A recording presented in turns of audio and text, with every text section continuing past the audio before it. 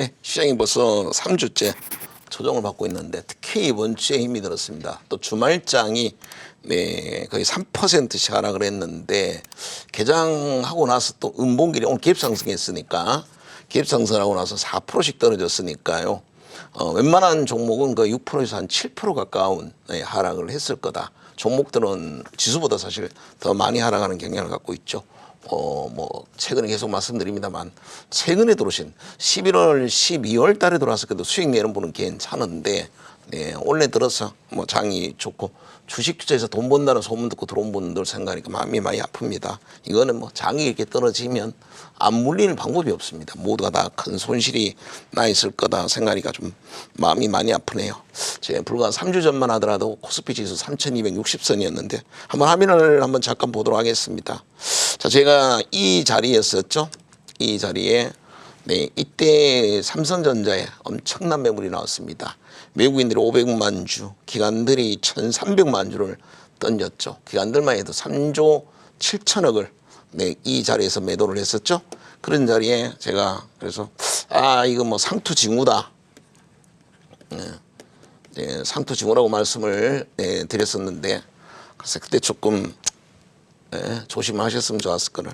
자, 일단 3주 동안 조정을 받고 나오지 않아야 될 음봉이 지금 보다시피 나왔습니다. 매우 깊은 음봉을 이번 주말장에 맞았죠. 코스닥은 사실 여기까지 60선까지 와 있는 상황인데요.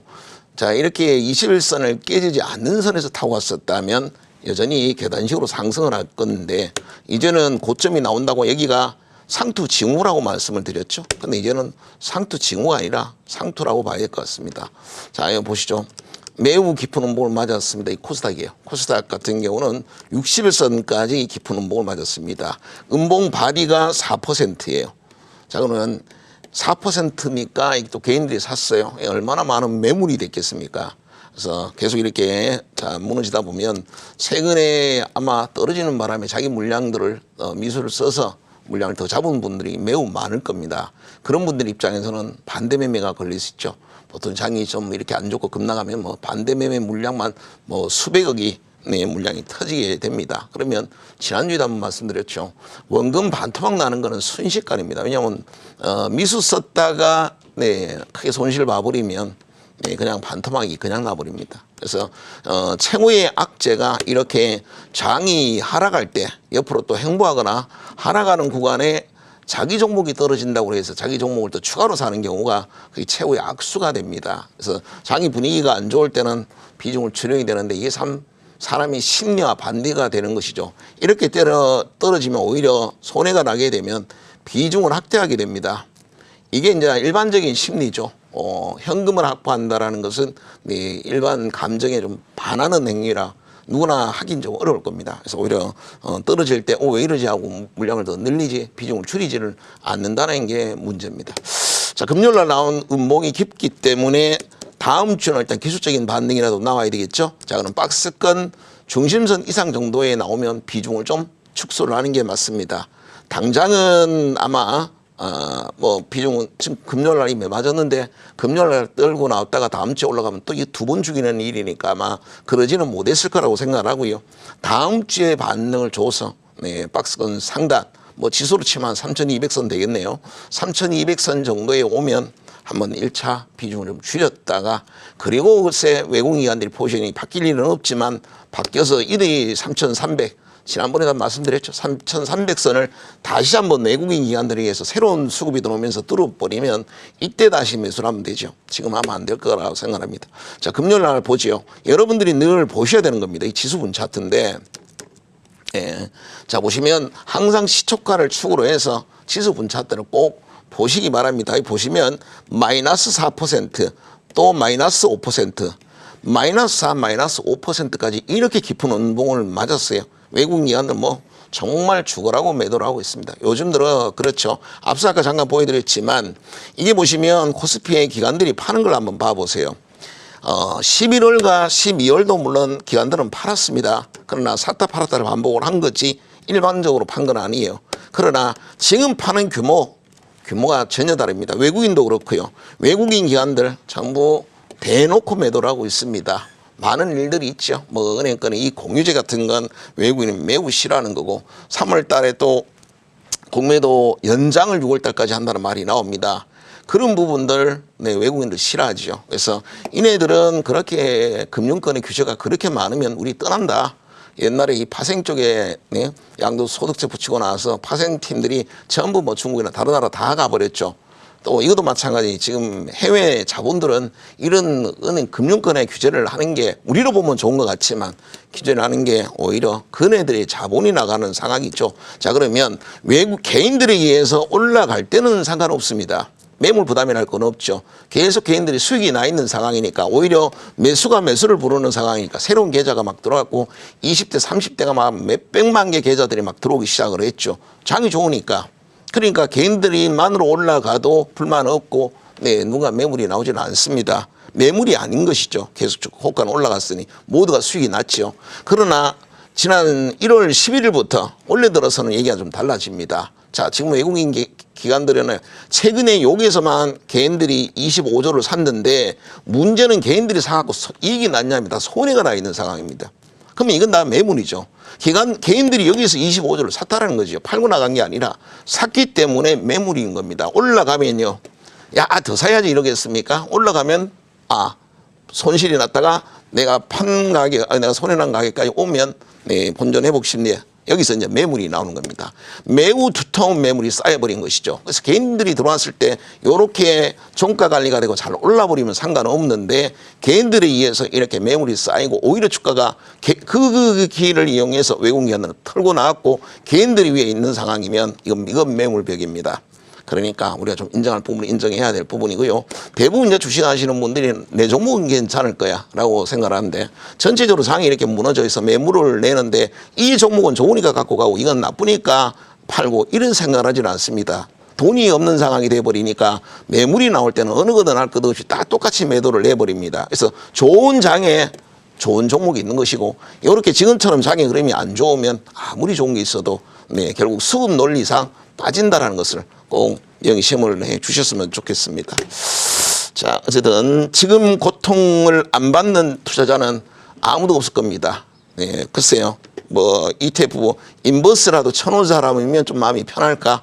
주식 갖고 있는 사람들은 아마 모두가 뭐 괴로울 거라고 생각하고 거기다 진짜 공매도 연장 안 하는 거 아닌가 자꾸 외국인들이 저렇게 뜸들이고 언론 플레이를 하면 뭐 이런 걱정도 또 있는 상황이고 왜 또 우리는 이미 누진세를 내고 있는 상황인데도 갑자기 또 이 공유제는 또 뭐야? 괜히 자꾸 머리 아픈 일들이 나오니까 괜한 걱정이 나옵니다. 그러다 보니까 올라가도 또 못 믿으니까 던지고 계속 매물이 쌓일 겁니다. 그래서 좋은 장이 나오기는 좀 어렵다고 보고 이제부터는 반등을 주면 비중을 조금 줄여가시기 바랍니다. 자, 월요일날 이번 주는 뭐 월요일만 사실 좋았는데 코스닥 2%나 올랐습니다. 하인텍이 여기 보시면 CD 주문 엄청 들어왔었죠. JP모건이 35만 주, 메릴린치가 7만 주가 들어왔습니다. 그러면 그 장 끝날 때까지 완벽하게 퍼펙트하게 들어왔죠. 그러다 보니까 뭐 거의 8% 이상 급등을 했습니다. 장과 무관하게 올라갔지요. 그래서 장이 좋을 때는 추가 상승을 할 부분이고 장이 안 좋아도 CD 주문 들어온 종목들은 올라가는 종목이 나오죠. 자, 이제 화요일부터 이제 주가가 떨어지기 시작을 했는데 8%나 득산 네오룩스가 올랐습니다. 장 끝날 때까지 들어왔는데 그래도 위에 꼬리가 나왔네요. 지수가 못 올라가고 밀렸다는 뜻이죠. 그러나 지수 자체는 마이너스권이고 외국인들이 2천억이나 매도를 했는데 또 기관들은 1,600억을 매도를 했으니까 4천억을 매도를 했습니다. 4천억이면 코스피로 보면 거의 3조 정도에 대한 물량을 던진 셈인데 그런데 8% 짱대 항목이 나온다는 건 상식적으로 이해가 안 되죠. 바로 JP모건이 10만 주가 들어온 덕산 네오룩스만 그런 것이지 모든 종목이 그렇다라는 것은 아니라는 것이죠. 그래서 많은 종목군들이 매수가 이렇게 매도가 많으면 CD 주문 들어온 종목은 거의 손가락에 꼽을 정도로 몇 종목이 안 되겠죠. 뭐 이번 금요일 날도 그랬듯이요. 몇 종목이 안 될 겁니다. 그러나 그 몇 종목이 안 돼도 올라가는 게 있다면 이렇죠. 그래서 이날을 덕산 네오룩스는 종목이 좋아서가 아니고 수급이 좋아서도 아니고 전체적으로 시장이 좋아서가 아니라 바로 JP모건 때문에 올랐다. 이렇게 이해를 하시면 되겠습니다. 자, 수요일 날도 0.8% 떨어졌지만 푸드웰은 CD 주문이 들어와서 4%뭐 많이 오른 거는 아니었네요. 목요일 날 지어서부터 목요일 날부터 이제 급락이 시작을 했죠. 목요일 날 또 2.5%, 금요일 날 3% 정도 하락을 했는데 지어소프트는 6% 가까운 급등이 있었습니다. 장 끝날 때가 특히 이렇게 두 개 창구가 나서 CD 주문이 들어오게 되면 시장과 무관하게 올라가는 경우가 있지요. 자, 이번에 주말장 같은 경우에 보시면은 CD 주문에 잡힌 게 딸랑이 3개밖에 안 잡힙니다. 이게 장이 안 좋아서 그런 것도 있습니다만 전체적으로 계속 최근에 외국인들이 매도를 기관들이 원래 매도가 많았었죠. 그러다가 최근에 외국 자본이 좀 빠져나가는 너무 규제를 하는 것 같으니까 또 이 공유제 같은 거는 외국인이 아주 싫어한단 말이에요.